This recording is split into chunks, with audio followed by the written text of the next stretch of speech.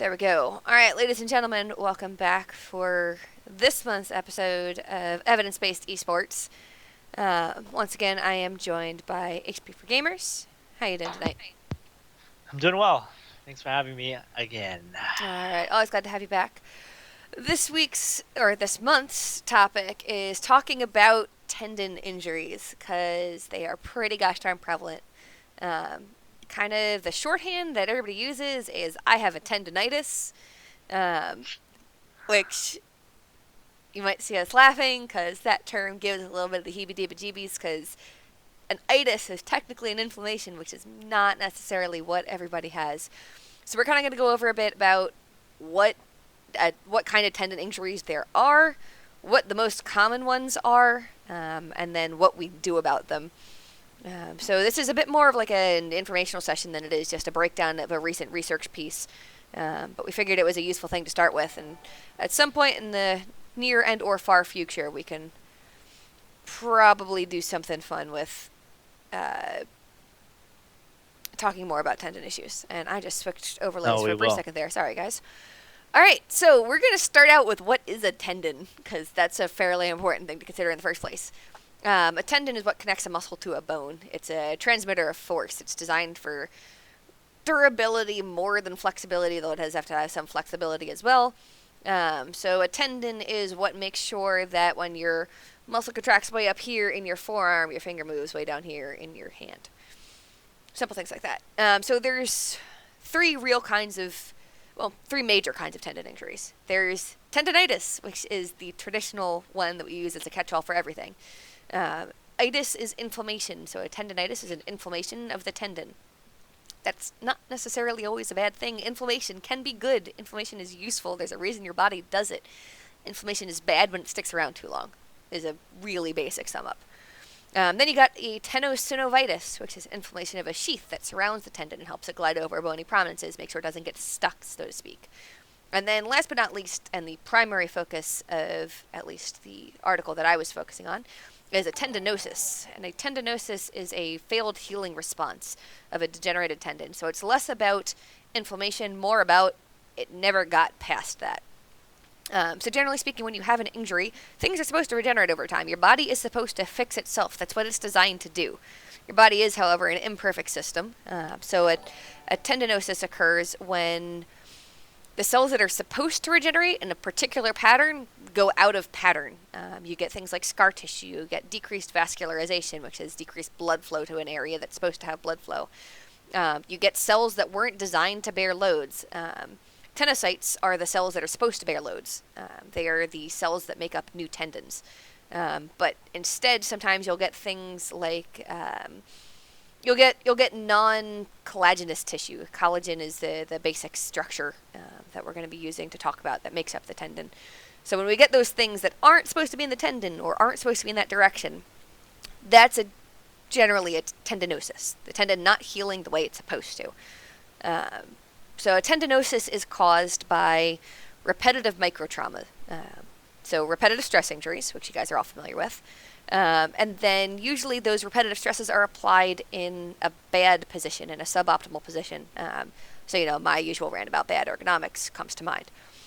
So those repetitive microtraumas, those repetitive stresses in a bad position, they gradually weaken the collagen fibers that give tendons their strength and their mobility and their flexibility. Those repetitive microtraumas cause things to regenerate in abnormal patterns that disrupt the normal lengthwise motion and progression and structure of a tendon. And once that starts to happen, once that cycle gets started, you can treat the symptoms of pain all you want, but if you don't change the root cause, nothing is fixed. Tendinoses are likely to recur because A, we don't like changing and we're bad at it, and B, the more it goes on, the weaker the tendon becomes, the more prone it is to be injured over again, and again. So, just like we harped on last time, treating the cause is every bit as important as managing the symptoms, and probably more so. So the hallmarks of a tendinosis would be, it's worst with when you start your activity. It does build up over time. It's a repetitive stress injury, so obviously it builds up over time. But you'll notice the pain or the stiffness most prominently upon initiation of activity or upon waking up. and the pain will improve to some extent after warm-up. It's kind of like a bell curve, right? You'll get the really bad pain right when you start out, and then it'll kind of improve a little bit, and then it'll get really bad again over time. You'll also feel the pain right over the injured spot, which is really convenient, and ultrasound imaging shows us that there's a pretty high correlation between the perception of pain, like a pinpoint spot, and what ultrasound imaging can show us of where the injury is occurring. So the traditional conservative management is ice, rest, mobilization, and anti-inflammatories. And we are currently batting about 75% there.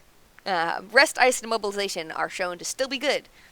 Anti-inflammatories we are questionable on. So let's break those down one by one. Starting out with rest. Traditionally, when you hear rest as a gamer, you probably think, nobody's going to tell me that I'm not allowed to play my video games. Don't you dare tell me I have to step away from my computer completely. I'm not going to do it. I'm not going to listen to you. You don't know what you're talking about. Rest does not mean avoiding all activity. I'm going to say it again because it's important. Rest does not mean not doing literally everything. Rest means modifying your activity. Rest means changing your mechanics if they're bad. It means decreasing repetitive motions in a stressful position. It means complementing it with early mobility. It doesn't mean stop doing literally everything. It means change what you're doing. And yes, decrease it to an extent, but it doesn't mean you can't do shit. Yes. So you complement that rest with exercise. Early mobility is shown to improve outcomes. It complements the rest of the tendon. So right, you're resting it from the things that are causing it stress, and you're involving it in things that will strengthen it.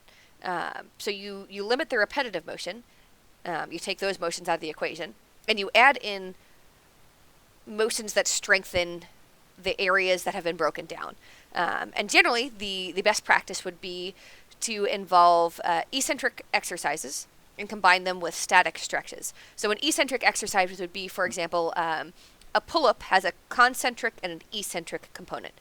There's the pulling up portion. That's concentric. That's when the muscle is shortening as it is contracting.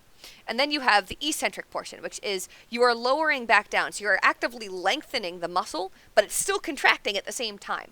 That's the eccentric portion. So an eccentric exercise would be the lowering phase of the pull-up. And then static stretches are things like what we showed you last week with, here's, hold your hand like this for 30 seconds at a time kind of deal. So you want to be doing both of those things. You want to be lengthening the muscle, lengthening the tendon, moving in that direction of stretching out, both while stretching it passively and while strengthening it actively. Exercises aren't necessarily going to be painless. There's a likelihood that there will be pain at the beginning of the exercises. In the long term, they may provide some pain relieving effects, but yeah, they're not going to be pain-free. If your exercises are not pain-free, that doesn't necessarily mean you're doing something wrong. It may mean it if it is a new pain or a sharp pain or a pain that doesn't resolve, but it's not inherently bad to feel some pain or extra stress with these new exercises that you add in. And what research shows us is that there's a minimum 12-week regimen of exercises for optimal recovery, and then you move into the maintenance phase of the exercises. So this is not a short-term thing. The time component is pretty gosh darn big. It takes several weeks, even months, for full healing to occur. So jumping back into those repetitive motions too early is likely to undo the progress you've started to make. So it's a very important balance, and you got to consider what we talked about last time, that return to play idea of you don't just jump straight back into sprinting if you tore your hamstring. You progress your way back. Same thing goes for tendon injuries. You build up gradually. And then the other component that we mentioned was icing. Icing is good. Icing's great. Ice does reduce inflammation, whether or not there's inflammation involved in the tendon injury. Ice also reduces pain, which is fairly useful. And there's also research that suggests that ice can maintain oxygen saturation by decreasing capillary blood flow at the surface, which is especially important early on because all of your bodily structures need blood flow to get them the nutrients they need to recover. So we talked about what to do when it comes to recovery. Rest complemented with exercise, ice, and time. Let's talk a little bit about what not to do. So the research is a little more questionable on the benefits of injections and anti-inflammatory medications.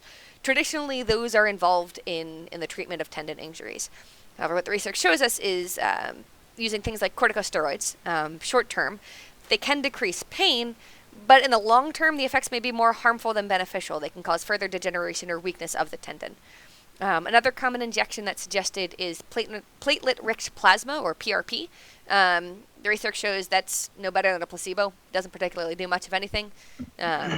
So it won't actively harm you, but it doesn't do much to help you. So don't stick a needle in yourself if you don't need to. And last but not least, when it comes to non-steroidal anti-inflammatories, things like your Advils and your aspirins and your Motrins and your Aleve, all of those, the research is out still on whether or not they are helpful or harmful or at all impactful in tendon healing. They're known to have a detrimental effect on bone healing. They do reduce pain, but we're not sure what they do or don't do in terms of tendon healing. So it's not within our practice act to say you should or should not take anti-inflammatories. We're just giving you what the research says. And we already have a question in chat. Is it possible to strengthen a tendon like your bones?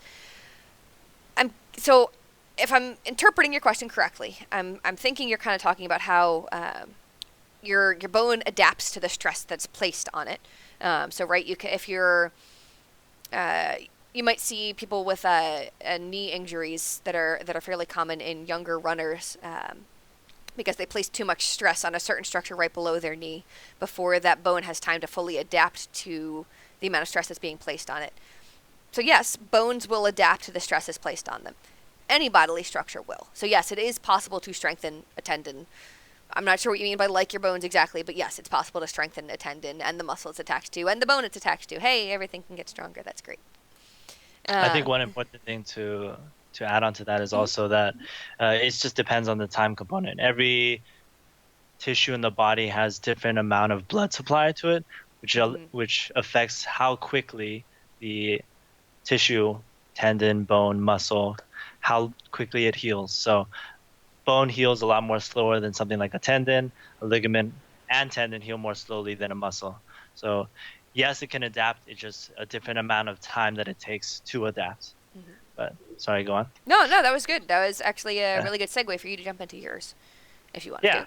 Okay. Yeah. Perfect. So basically, I looked at two sort of overall studies that kind of summarize the current understanding of what tendinopathy and tendon injuries are, and I'll touch a little bit about the same topics that you went over, but I want to kind of take the most important takeaways from what I read. So again, just like you said, a brief review of the function of the tendons, and that, they're meant to transmit forces from the muscle to the bone.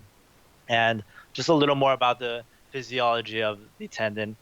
They have both aerobic and anaerobic metabolism, meaning they either use oxygen or not, and that allows them to carry loads and maintain tension for a really, really long time. So they, again, have a slower metabolic rate, meaning, which is what I touched on earlier, in that a ligament and a tendon heals more slowly than a muscle because there's less blood supply to it. So that's important to realize in what also, with what Caitlyn said, in that healing for tendon injuries can take a long time. And in the studies that I looked at, and in sort of the update of our understanding of tendons, the typical healing frame or timeline is after an initial injury, and let's say in esports, our injury gets developed as we use our tendons more and more, and eventually until it becomes strained. After it becomes strained, there's a acute sort of inflammation phase that lasts for about 24 hours, and that's where we need inflammation. That's where Caitlyn had mentioned that it's important part of our natural healing process, and we need it to progress the tissue along this timeline of healing. And the second phase, after the 24 hours, all the way up until 6 weeks, is called the proliferative phase, and this is where the tissue begins to build a little more. And after 6 weeks, there's a remodeling phase. So from 6 to 10, the, the tissue changes from a little more cellular to fibrous and thickens. And from there, it even gets a little more stronger and all the way up into a year. So tendons, to get their previous level of strength, can take all the way up to a year. But that doesn't mean that the pain won't go away beforehand, Mm-hmm. which is why it's really important for us to understand that. Right. We can continue to do all of our activity and say, hey, well, we don't have any more pain, but we're still along this timeline of healing. And if we don't modify our activity, like Caitlyn mentioned, then we often find ourselves back along earlier in the timeline or injuring our tendons again. Right. So The good news about tendon healing is that it's.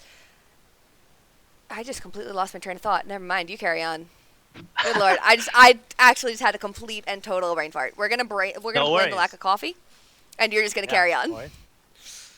Yeah, so I mean, touching a little further on that, I mean, because esports pain is a result of, again, repeated strain, and typically it's not an acute strain or a tear from dynamic activities, because we're not doing really crazy things. We're just sitting there and mashing our keyboard. I mean, Oh wait, there's a yeah, thought. maybe I in a remembered clutch it. situation. All Oh, right. So yeah, you were go ahead. talking about the importance of pain and recognizing the role that that has in your recovery cycle as well. All right. The great thing about pain is that it tells us when we are about to fuck things up. The bad thing about pain is eventually it goes away and we may still be fucking things up. So it's important to Right. recognize that just because you are not feeling pain anymore doesn't mean that your body isn't still undergoing those stresses. So you need to keep an eye on your timeline. You need to keep in touch with whoever's kind of supervising your recovery program. And remember that just because it doesn't hurt right now in this moment doesn't mean that you're not applying stress that may hurt later. Exactly. So don't use pain as a measure for your tissue condition. Right. It's not the It's a, sole indicator. It can help, yeah, but it's not the only one. exactly. I mean, that's basically one of the biggest things from the study is that, yeah, I mean, we can't really use pain as a clinical measure because we understand healing times of tendon injuries. Um, Typically in 3 to 4 weeks, if it's properly managed with a lot of the activity modifications that you suggested, changing your mechanics, improving your movement, working on strengthening within a reasonable amount of stress, it can go away. But that just means we just have to approach it in the same way that you had mentioned in terms of graded exposure. We Right. just have to allow the tendon to experience just the right amount of stress so that it can build instead of break down. Right. Yeah, you were touching on that remodeling phase, which is really key, especially because we were talking about the how one of the issues with tendinosis is that the remodeling occurs incorrectly. So that's one of those phases that it's really important to focus on the appropriate complementary exercises and the appropriate movement patterns, right? Because we need to train that tendon to heal in the right pattern, so to speak. Exactly, exactly.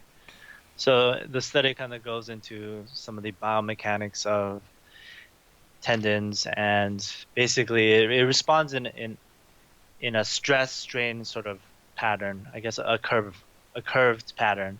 And um, what we really have to only understand is that tendons are at a risk for injury from two major things: the load itself, so how much actual weight or force we're putting onto the tendon, as well as the rate and frequency of loading. So how often we're utilizing the tendon. So because esports involves lower loads but higher frequency and speed of movement, these are the things that we have to really consider when we want to more or less prevent injury or even address injury. So going again into the treatment part of it, if we want to look at what are some of the contributing factors of the pain or of the strain of the tendon, we should try to limit the death grip or mashing your keys super hard when during like a clutch situation or a team fight, and because that can really create or increase your risk of injury. Mm-hmm. So when there's pain, that's definitely again the warning sign that you might mess something up. And on the second component, that rate and frequency of loading, that's the more common cause of injury is in itself, right? Because we are sitting for the extended period of time, typing and moving at typically a higher APM than your regular sedentary job, which already has its host of hand injuries. So that's why it's really important for us to Mm-hmm. pay attention to how long we're doing things and having the right plan beforehand to prevent the strain from actually occurring. Right, and a really good example of what you're talking about with the rate and the frequency of the load being really big contributing factors in gaming is, look at Melee, look at the amount of stress or discomfort or even pain that players report with playing floaties like Peach versus playing Fox. Um, Pretty much every Fox player I've come across, or everyone who has a reasonably good high level Fox, has at one point or another said, "Wow, my hands are so much tighter. This muscle is so much, more stress. Like my hands are painful here. Like, yeah, when you are applying a very rapid force over a very long period of time, then yeah, absolutely, that frequency and that rate of loading is the key factor in play." Right. And in a way to describe how it actually can get injured, we all we have to think about is that physical stress theory that I had mentioned before, in that, our body responds to stress in two ways.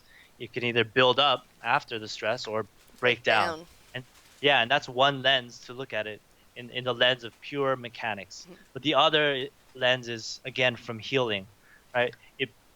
It breaks down at a certain rate in response to stress, and it also builds at a certain rate in response to stress.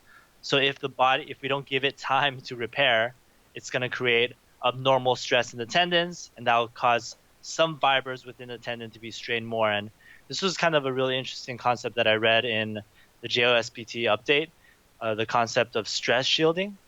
Have you heard about that before? I have a little bit. Oh yeah, so it's pretty cool, but basically it's the idea that because some fibers are damaged and they become pulled apart and strained, the other fibers take more load in response, of course, and but it's naturally shunted to the other fibers, and that creates abnormal stress in those tendons and leads to increased amounts of, or increased risk rather, of Right. injury. Yeah, and as a result of that, more on the physiological side, the pain response that's caused is relating to the inflammatory mediators. So, in this JOSPT update, they said that even in tendinosis, there is evidence of some inflammation. Hmm. Yes, there's that the first 24 hours, but Right. they also believe that it's may be related to paratendonitis, which is more on the most Right. Those outer surrounding sheath. structures. Yeah, the most outer sheath of that tendon, and that's where some of this inflammation continues to be present. And that's kind of why we refer more to tendon injuries as tendinopathy instead of tendonitis. Right, and Because just as for anybody who doesn't have a classical Latin background, an opathy is a pathology or an injury or a something wrong with this thing. So a tendinopathy is a something wrong with a tendon, as yeah, opposed to a tendonitis, which is more specifically it is an inflammation of the tendon. So tendinopathy kind of just encompasses all these injuries at the same time. right. So what's interesting was that the cause of the pain, they attributed it to some of these inflammatory chemicals that were released into that area called substance P, some prostaglandin E2, and when there's a tendon that's repeatedly strained over and over and over, our bodies respond to that by upregulating some of the detectors of pain. So it makes it even more sensitive, which is why sometimes over time, with when we are dealing with these injuries for a really, really long time, the tissues may have already healed, but less stress on, or It yeah, takes less less stress. stress. Yeah, exactly. It will take less stress. The threshold for pain is much lower, even though the tendon is healed, and it's relating to this increase of receptors or detectors of pain, which is unfortunate. but but Right. So that's that does tie back into what you were talking about, though, about how pain can't be your sole guide as to whether you are or are not recovered. It's definitely a useful indicator, and it's kind of part of your toolkit of telling what's going on with your body, but it can't be the sole thing you're paying attention to, because pain lies. Sometimes when you're doing exercises to make yourself stronger as a complement to the rest you're doing, you're going to have discomfort. And it's not going to be because you're actively injuring yourself. And sometimes when you've been progressing through your exercises and you've reached, that 10-week out point and you don't hurt anymore, you think that you're fine to go, and that doesn't mean that you're completely 100% all settled again. So please don't use pain as your only indicator, guys. Yep. So, and that's for the most part basically the current, I guess, evidence on all the details of tendon and the pathophys, or I guess, how the tendon gets injured. Mm-hmm. But basically, to kind of review on some of the things that you said with treatment, mm-hmm. and that, if we return a little too early, that's definitely a risk factor for it to get worse, or for you to feel that pain again, because the threshold is much lower for the pain response. But it's really important to realize, just as we always preach the posture, the ergonomics, all these potential changes in how you move, you're a lot weaker when you have an injury. These are the things that after your tendon has already healed and you've rested and changed what you've done, you have to address these. We have to restore your HP essentially on each of these things. How you move, we got to get that back. Because a lot of the times when you have an injury in, let's say, a tendon here, and this guy doesn't move as well, in order to help it move, you start to move your wrist. And that's stress. What we call movement impairment. So that changes everything, all your mechanics, and that leads to stress elsewhere, which is why one injury can often lead to another, which can often lead to another, which is why it's also super important for you to seek out the medical attention when necessary if you're doing things that aren't helping you with the pain. When you follow some of our suggestions or read some of the things that we provide online and it's not getting better, we can't provide our eyes on articles to actually tell you how to move better. Right. So the thing that's a really important caveat to give out, because we give this information because it's kind of the basics, the things that you should have in your own toolkit. That doesn't mean it's the be-all and end-all and the how to fix all of your pain. It's here's what you try first. If this isn't working, this is when you go see an actual professional in person. So if you ever ask us a question, and our response is, let me refer you to someone in person, we're not trying to brush you off. We're not trying to say we don't know. That may be the case, though. But what we're trying to say is we can only know this having only talked to you online.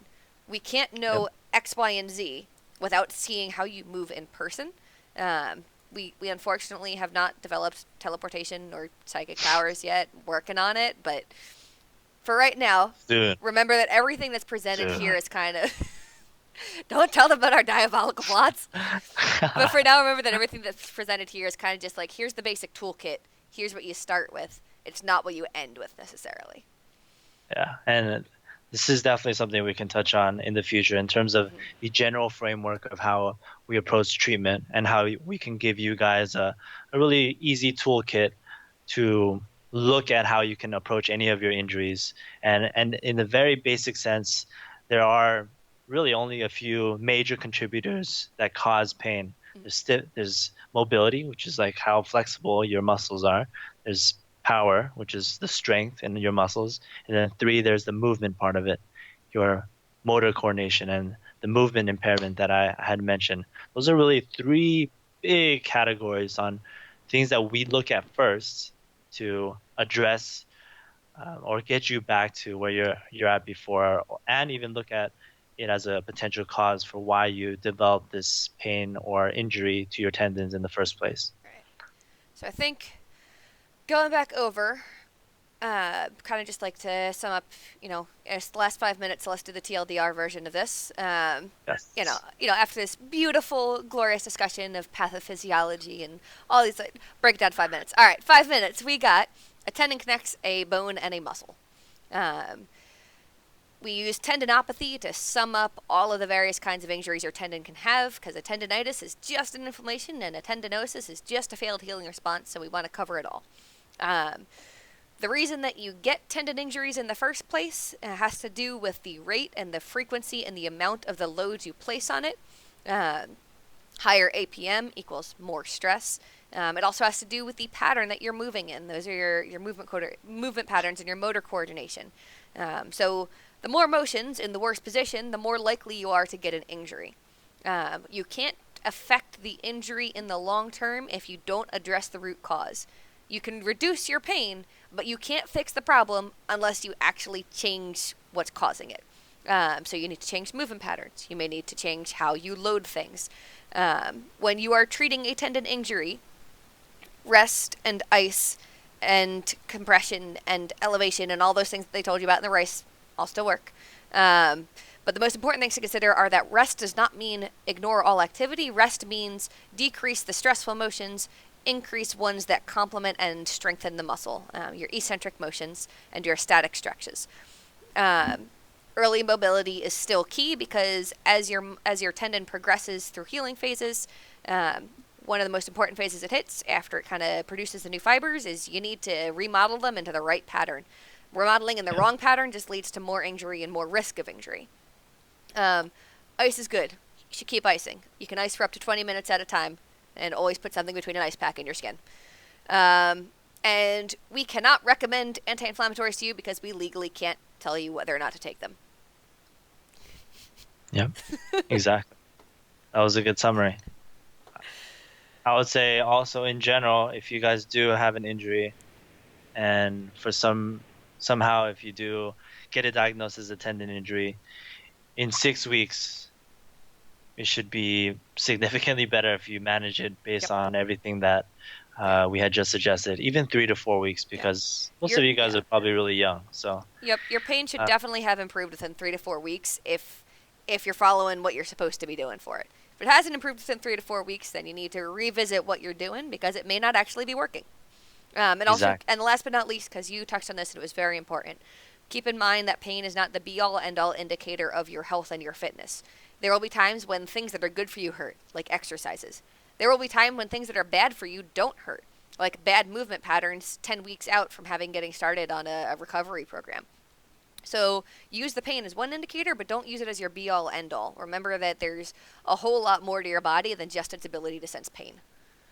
Exactly. And just as you said with the eccentric stretching or eccentric exercise, I would use on a 0 to 10 scale. If it's a 3 out of 10 and it's achy, that's okay. Yep. If it's anything more than that and it becomes sharp, I would stop and try to modify what you're doing to good guideline. More appropriately. Yeah. And so what are some things that we can do to change an exercise that may be overly stressful? We can change the load on it. Change how much weight you're moving. You can change how much range of motion you're going through. As opposed to bringing your wrist all the way back as far as it possibly goes, maybe you only bring it back to 45 and gradually progress to moving all the way through the range of motion. We can also change the amount that we're doing. Reps and sets. Yeah. How often you do it, how much rest time you take in between the exercises, things like that. Got another question in chat.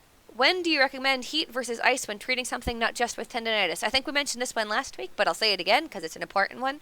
Both heat and ice can reduce pain, which is awesome. However, generally speaking, ice is for inflammation, heat is for muscle tension. Ice reduces blood flow to an area. It reduces some of those inflammatory factors. Heat increases blood flow to an area. So if an area is already inflamed and full of fluid, you don't want to bring more blood flow to it, generally speaking. You want to clear things out. So really, really generally would be ice for inflammation, heat for muscle tension. Yeah, and I've also had some positive results from doing contrast. Contrast baths are great. Yeah, especially if it's in the first week or so and it's still kind of in the inflammatory phase, you can pretty much not have as much blood flow to the area, reduce some of the inflammation, and then facilitate better healing by bringing more blood to the area. Because we do want blood flow in there for repair. We just also don't want inflammatory factors in there. So we need to kind of do an exchange, I guess. Got another question. Now that we're in cold weather, are there negative consequences from washing hands in warm water to get them to room temperature? I'm afraid that the sudden change in temperature could be harmful. Could this increase the chance for injury? I mean, if you got full-blown frostbite, don't stick your hands under boiling water. But if you are gradually if you're really cold outside and you run your hands under some nice lukewarm water to get your body temperature back up, there's nothing wrong with that. That won't increase your risk for injury. I mean, obviously, don't play on cold hands. That's a bad life choice. Let your hands do some warming up, and hey, maybe you could use washing your hands in warm water and then doing those lovely hand exercises we talked about last week. Those are all. It's actually, you're not going to injure yourself by warming your hands up with warm water, though. Yeah, and it's actually one thing that I've started to test in terms of, just as we in regular sports, if we do warm-ups for our hands, can it improve performance? And so far, with some of the players that I worked with, they've responded positively to it. So it's worth, one, warming up by doing actual exercises like this maybe. And I also have another league player that I've worked with that I actually have him because he lives in an area that's really cold just to warm up his hands and then do the exercises. So both have really had positive results in how they felt they could control their actual mechanical skill in the game, which is really cool to see. So I would recommend that regardless. Warm up. Warm up for sure. That's a good takeaway from that. Absolutely warm up. Just don't stick frostbitten hands in boiling water. That's not good. Don't do that. Please don't. All right. I think that is about all the questions we've got, and I think that's covered all of the information we had. Thank you guys for tuning in. This was kind of our very general overview of tendon injuries. Maybe somewhere down the line we'll be doing a little bit more on that because it's a pretty big topic for gaming. Until next time, we'll be seeing you in about a month for some more evidence-based esports. Yep.